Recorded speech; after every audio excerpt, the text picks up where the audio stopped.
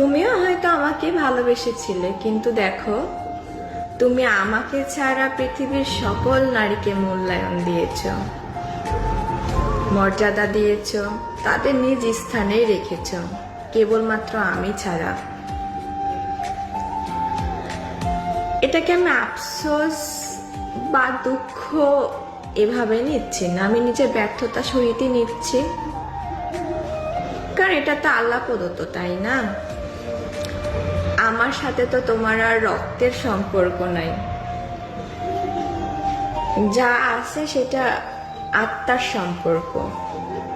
এই যে তোমার আমার বিচ্ছেদ হয়ে গেলে বা আমি মারা গেলে এই আত্মার সম্পর্কটাও থাকবে না,